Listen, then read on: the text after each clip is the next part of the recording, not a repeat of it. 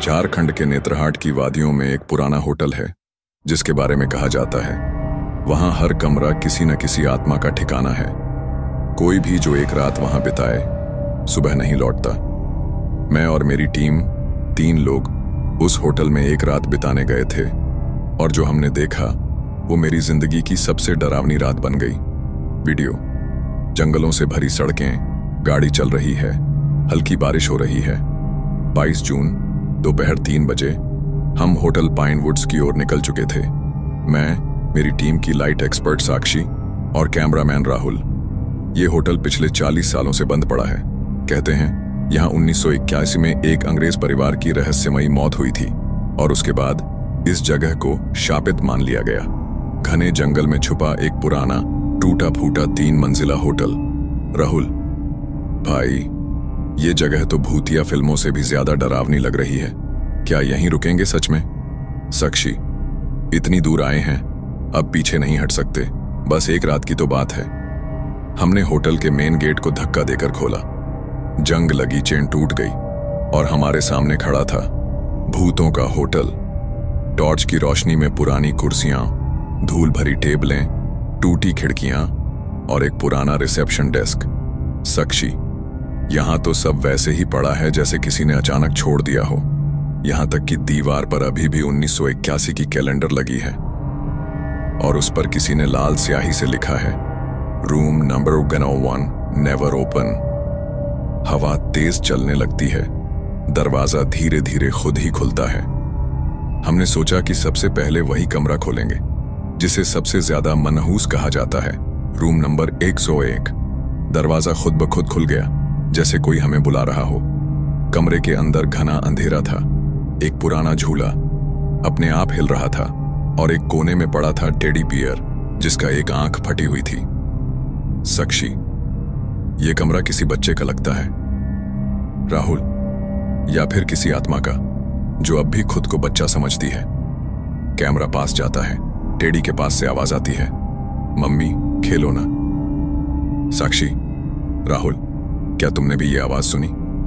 राहुल कांपती आवाज में, हाँ, और वो आवाज कमरे के अंदर से नहीं, टेडी के अंदर से आई थी। ये तो सिर्फ पहला कमरा था, अभी 2 और मंजिलें बाकी थीं और हर मंजिल पर नए कमरे, नई आत्माएं और नया खौफ। क्या हम जिंदा बाहर आ पाएंगे? देखिए अगला भाग, रूम नंबर 102, जहां दुल्हन अब भी इंतजार करती है। रूम 101 के अंदर जो देखा उसके बाद राहुल ने वापस जाने की जिद की, लेकिन साक्षी का कहना था अब जब आए ही हैं तो हर कमरे की रिकॉर्डिंग पूरी करेंगे। हम आगे बढ़े, पुराने लकड़ी की सीढ़ियों से ऊपर की ओर। सीढ़ियां इतनी जर्जर थीं कि नीचे झांकने पर सिर्फ अंधेरा दिखता था, जैसे मौत इंतजार कर रही हो। रूम 102 का दरवाजा, उस पर लाल रंग से लिखा है, विदाई कभी पूरी नहीं हुई। साक्षी, विदाई कभी पूरी नहीं हुई, इसका क्या मतलब है? राहुल, लगता है इस कमरे में कोई शादी अधूरी रह गई थी। हमने दरवाजा खोला और सामने था एक दुल्हन का कमरा। कमरे में एक पुराना शीशा, चारपाई, दीवार पर हल्दी और मेहंदी के निशान और एक दूल्हे की तस्वीर जली हुई। कमरे में अजीब सी ठंडक थी। दीवारों पर अब भी शादी की सजावट के टुकड़े लटके थे और उस शीशे के सामने किसी ने हाल ही में बैठकर कंघी की हो, ऐसा लग रहा था। कैमरा पास जाता है, शीशे में एक पल के लिए एक दुल्हन की परछाई दिखती है, फिर गायब। साक्षी कांपती आवाज में, अभी कुछ दिखा शीशे में? राहुल, कोई था, मैंने भी देखा। दरवाजा अचानक बंद हो जाता है, कमरे में लाल चुनरी उड़ती है और कोने में कोई बैठा दिखता है।